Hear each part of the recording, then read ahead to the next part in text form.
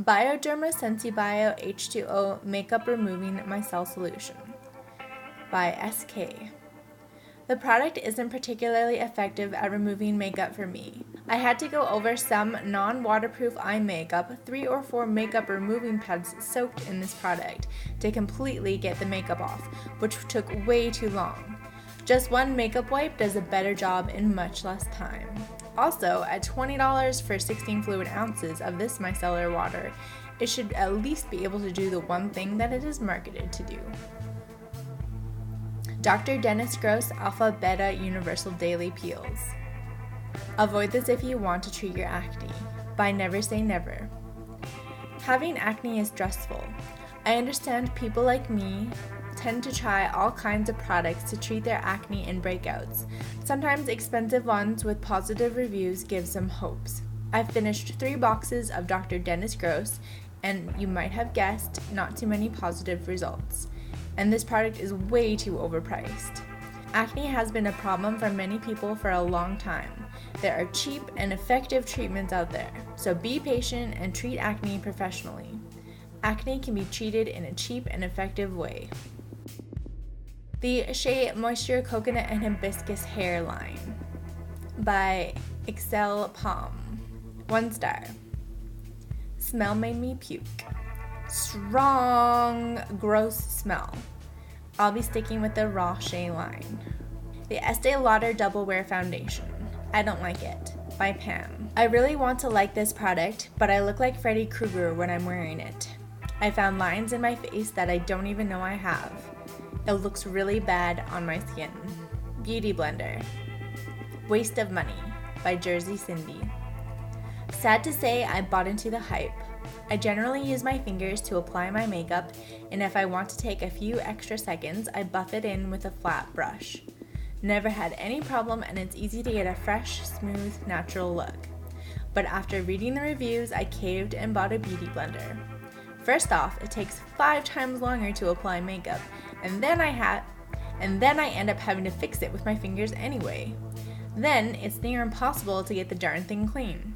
So the foundation application that normally takes me about a minute takes at least 5 minutes and doesn't even look good. Fake Artiste brushes from Amazon. 1 star. Nope. By HPG. Smears makeup around. I read so many reviews before I made this purchase.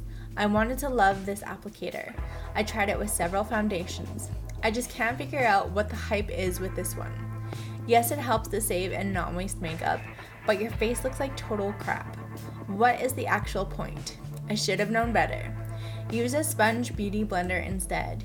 You might use more product with a beauty blender, but it actually blends.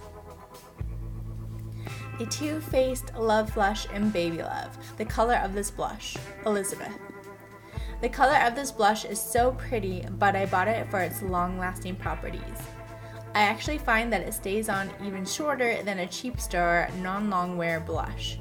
It rubs right off in less than an hour every time.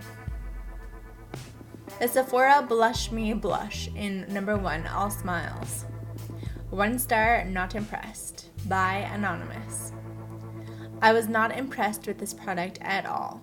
The texture was off, the formula seemed impossible to blend, and the color was way too bright.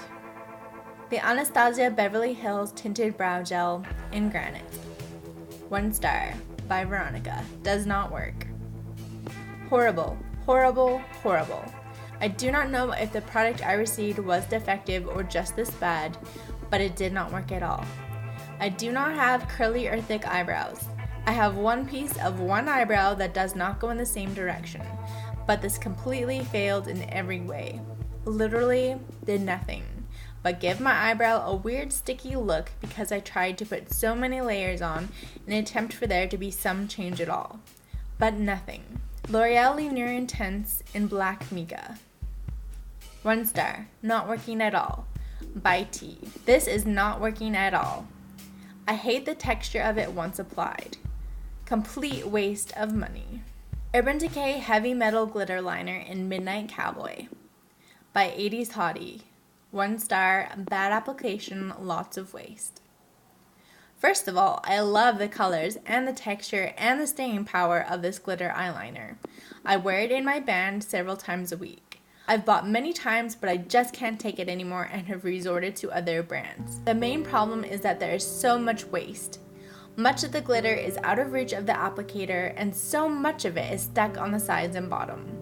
Even when it's half full, I find myself scraping away, unable to get it.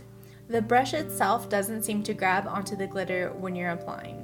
It's very frustrating. The glitter itself is awesome, they just need to figure out a better brush/way to apply it and get it out of the bottle.